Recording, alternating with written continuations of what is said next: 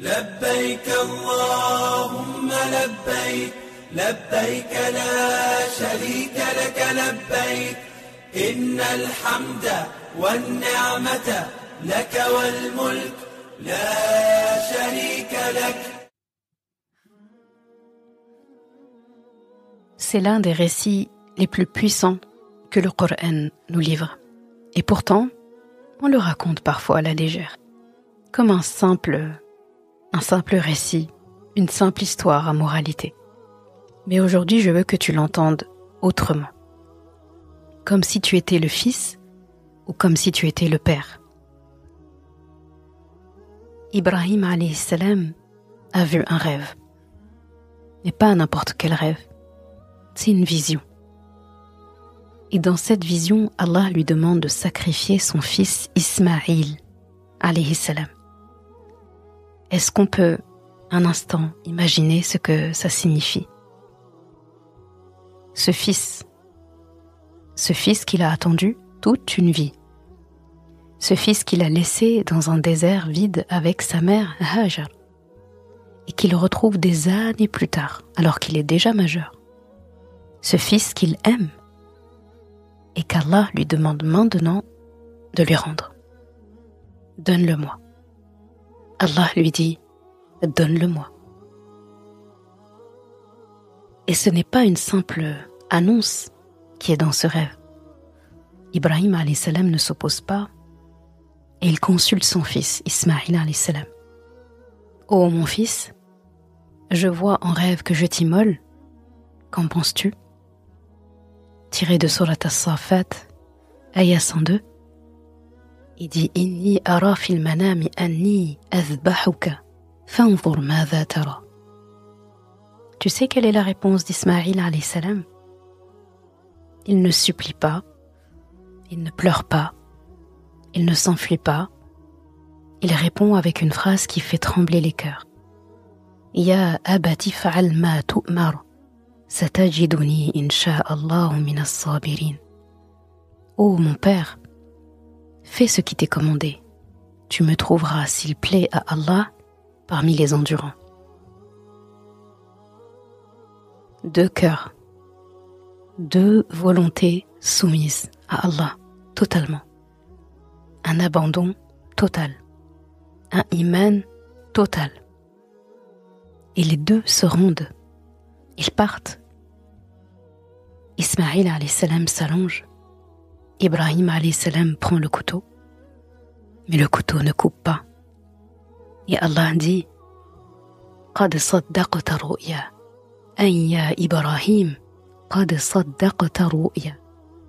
Tu as certes confirmé la vision, ô Ibrahim. Toujours Surat As-Saffat, ayah 105. Tu vois, Allah n'a jamais voulu le sang d'Ismaïl alayhi salam. Il voulait la foi d'Ibrahim alayhi salam et d'Ismaïl alayhi salam. Il voulait leur confiance. Il voulait leur reddition. Il voulait leur soumission aimante. Et c'est là que j'ai envie de te rappeler quelque chose de bouleversant. Le Hajj, ce n'est pas une to-do list. C'est une transformation. Et ce sacrifice que je t'ai expliqué, c'est une rupture avec ce que tu refuses de rendre à Allah subhanahu wa ta'ala. Ibrahim alayhi salam a été capable de lui rendre ce qu'il avait de plus cher. Et toi, qu'est-ce que tu as encore du mal à lui rendre à Allah subhanahu wa ta'ala? Une addiction? Un lien toxique? Une dépendance au regard des autres? Un confort matériel que tu refuses de sacrifier de temps à autre? Un péché auquel tu es accroché? Un sacrifice que tu ne veux pas faire? Le sacrifice que tu fais pendant Dhul Hijjah, que tu ailles au Hajj ou pas, tu fais ce sacrifice le 10e jour, ou le 11e, ou le 12e. Eh bien, ce sacrifice que tu fais pendant Dhul Hijjah, ce n'est pas juste une viande à partager. C'est un cri vers Allah subhanahu wa ta'ala. Ya Rab, je te rends ce qui m'éloignait de toi. Et toi qui vis ces jours bénis de Dhul Hijjah, ces jours sacrés, que tu sois pèlerin ou pas, tu es invité à faire ton sacrifice. Tu peux jeûner, tu peux donner, tu peux pardonner et te faire pardonner. Tu peux couper ce lien qui te tire vers le bas. Et à chaque effort que tu feras dans ces sens-là, rappelle-toi, quand Allah a répondu à Ibrahim alayhi salam, قَدْ صَدَّقْتَ الرُّؤْيَا, tu as confirmé la vision, tu as sacrifié. Dans le prochain épisode, je t'emmène directement au 10e jour de Dhul Hijjah, le jour du Eid, le plus grand jour de l'année, le jour de fête, mais aussi un jour sacré.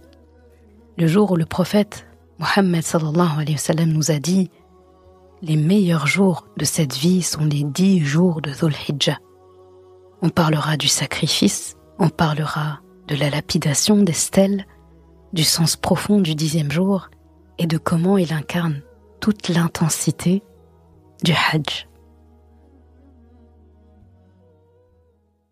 وأذن في الناس بالحج يأتوك رجالا وعلى كل ضامر يأتين من كل فج عميق